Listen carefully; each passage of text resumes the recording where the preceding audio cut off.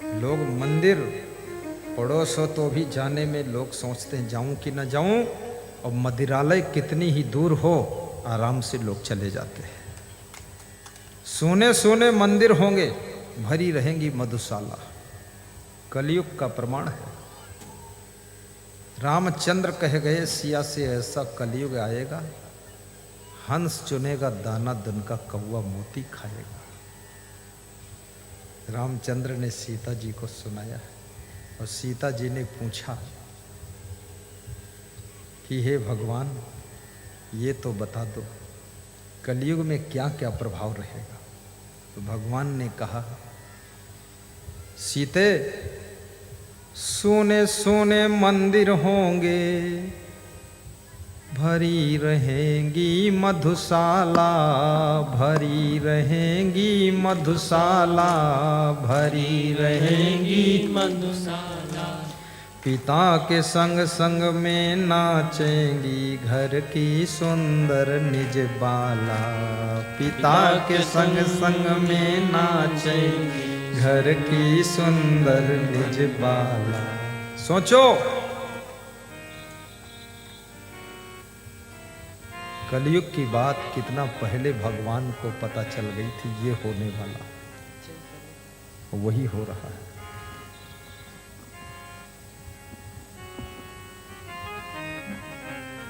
मंदिरों में सोनापन दिखाई दे रहा है, मदिरा की दुकानों पर भीड़ लगी हुई है। शराब पीकर कोई धनवान बन नहीं सकता, जुआ खेल कर कोई धनवान बन नहीं सकता, दारू पीकर कोई बलवान बन नहीं सकता। अटल सत्य नियम है संसार का, बिना गुरु कृपा के कोई महान बन नहीं सकता, महान बन नहीं सकता। भगवान राम को भी गुरु की शरण में जाना पड़ा था। राम कृष्ण से को बड़ा वो न हो तो गुरु की नहीं, तीन लोक के वही धनी गुरु आगे आती। गुरु की महिमा तब भी थी और अब भी है।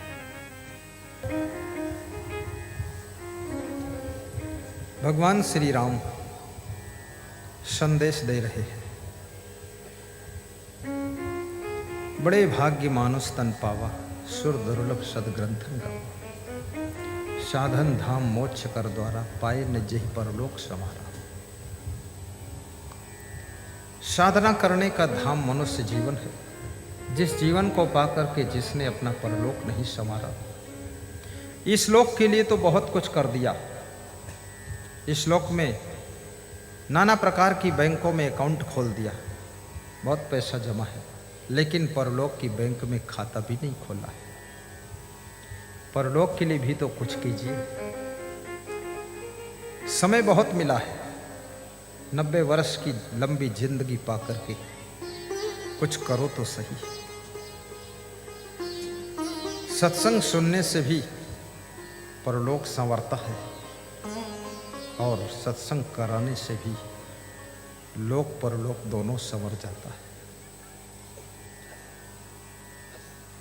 आप सबका जीवन मंगल में हो। राम जी ने एक चौपाई कही है कि मम अनुशासन माने जोई है।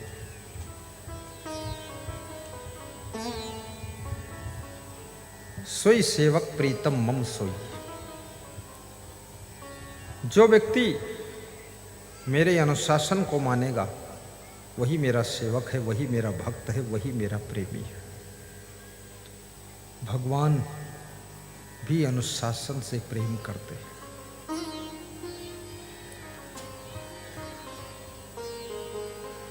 अंकुश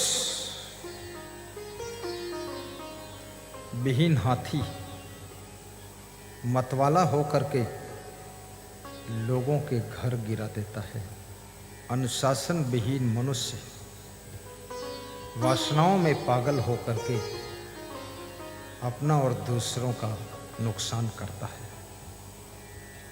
हाथी अंकुश से कंट्रोल होता है और मनुष्य का मन अनुशासन से कंट्रोल होता है। सेल्फ डिसिप्लिन रहना सीखो। आपके माता पिता को, आपके गुरु को, आपके ज्येष्ठ भ्राता को, आपके बच्चों को कभी समझाना ना पड़े कि पिताजी ये क्या कर रहे हो, बेटा ऐसा क्यों कर रहे हो, बेटी उधर क्यों जा रही हो, शिष्य देवता ये क्या कर रहे हो, ऐसा उनको समझाना ना पड़े। स्वयं संभल संभल करके चलो। माया नगर यही है। 2 दिन की जिंदगी में मत दाग तो लगाना, चलना संभल संभल के। माया नगर यही है, माया नगर यही है। नशा व्यसन की आदत से भी खुद को बचाइए। जिंदगी स्वतंत्र है। शराब पियो चाहे दूध पियो। कितने लोग दूध बेचकर और दूध के पैसे से दारू पीते, बड़े खिलाड़ी लोग। और कितने लोग शादी करने के बाद भी बेविचार में फंसे रहते हैं। जीवन में कोई प्रामाणिकता नहीं है, शुद्धता नहीं है, पवित्रता नहीं है। और इस मन को जितना चंचल बनाओ उतना ये चंचल होता चला जाता है। हर विद्यार्थी शिकायत करता है कि मन चंचल है, पढ़ने में लगता नहीं है। और किसी विद्यार्थी से पूछ लो क्या तुम्हारा मन मोबाइल में लगता है कि नहीं लगता है, तो बोलते खूब लगता है। ये चंचल मन जैसे मोबाइल में लगता है तो कैसे लगता है, तुम ही उसको लगाते हो तब लगता है, अपने आप थोड़े लगता है। क्योंकि मन के मालिक तुम हो। तो तुम इस चंचल मन को पढ़ने में लगा दो तो तुम भी बहुत बड़े अफसर बन सकते हो, वैज्ञानिक बन सकते हो, महान बन सकते हो।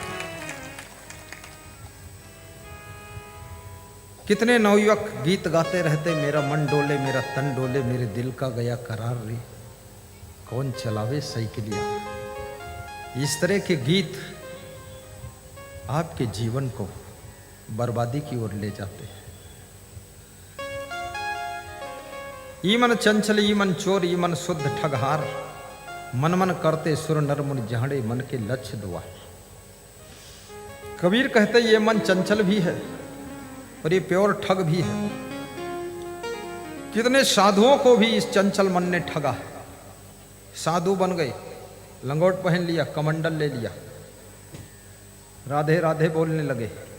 उसके बाद एक राधा लाकर घर में बैठ गए, सन्यास छूट गया, सत्यानाश शुरू हो गया। ऐसा नहीं करना है। मन को बस में करने के लिए विद्वानों ने कहा है कि मन ऐसे है जैसे नदी होती है, और नदी को जब तुम बांधते हो तो नदी का पानी जब बंध जाता है तो कितना लाभदायी होता है। उस नदी के पानी को ऊंचे से नीचे गिराते हो तो बिजली भी पैदा होती है, और फिर उस पानी को नहर में निकालते हो, कैनाल में, तो कृषकों के खेतों की सिंचाई भी होती है। ये वही पानी है जो बह करके फिजूल में समुद्र में चला जाता, गांव को डुबा देता, बाढ़ ला देता। लेकिन उसी पानी को बंध लगा करके बिजली भी तैयार कर ली गई, अंधेरा मिट गया, और साथ में नहर में उसको डालकर आगे बढ़ाया गया तो किसानों के खेत में फसल भी लहलहाने लगी, फसल भी लहलहाने लगी। इस चंचल मन को बस में करना चाहते हो, ये तो नदी के समान है, उजाड़ बिगाड़ तो करेगा ही। लेकिन आप परमार्थ की नदी निकाल दो, परमार्थ की नहर निकालो। ये चंचल मन को परमार्थ में लगा दो, धर्मार्थ में लगा दो, सेवार्थ में लगा दो, परोपकार में लगा दो। क्योंकि तुम्हारे अंदर अनंत शक्ति विद्यमान है, बहुत कुछ कर सकते हो। कितने लोग बिजनेस भी करते हैं, खेती भी करते हैं, पशुपालन भी कर लेते हैं, राजनीति भी कर लेते हैं, समाज के कार्यक्रमों में भी चले जाते हैं। अब उनके अंदर शक्ति है तभी तो इतना करते हैं। जब मन को तुम ये सब तरफ नहीं लगाओगे अच्छे अच्छे कार्यों में, तो तुम्हारा मन नदी की तरह गलत कार्यों में उजाड़ बिगाड़ करना शुरू कर देगा। इसलिए महात्मा लोगों को भी, मैंने एक महात्मा को देखा, वो फूलों की माला गूंथ रहा था, बड़ा महात्मा था, फूलों से कोई चित्र बना रहा था। तो मैंने पूछा, आप संत हो गए, फिर इसमें क्यों बिजी रहते हो? बोले संत हो गए, अगर ऐसे शुभ कार्यों में बिजी नहीं रहूंगा तो ये मन फिर से असंत बना देगा।